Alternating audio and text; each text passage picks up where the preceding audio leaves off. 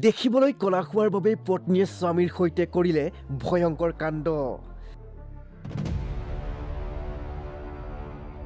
যি ঘটনা শুনিলে গাৰ নোম শিয়ৰি উঠিব আপোনাৰো। আপুনি ঠিকেই শুনিছে, চিনেমাৰ কায়দাৰেই সংঘটিত হৈছে এক ভয়ংকৰ ঘটনা। প্ৰেমিকৰ সৈতে মিলি স্বামীৰ লগত সংঘটিত কৰিলে ভয়ংকৰ কাণ্ড।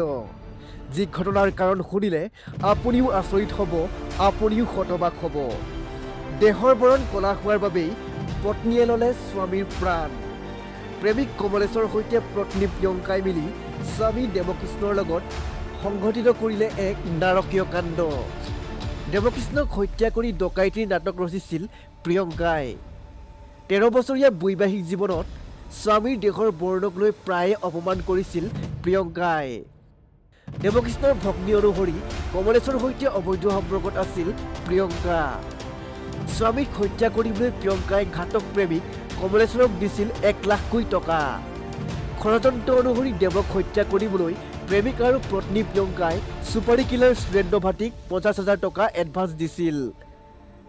অৱশ্যে আৰক্ষীৰ মাৰাথন জেৰাত দেৱকৃষ্ণৰ পত্নী প্ৰিয়ংকাক সোধা পোছা কৰাত পোহৰলৈ আহে ঘটনাৰ আঁৰৰ প্ৰকৃত ৰহস্য।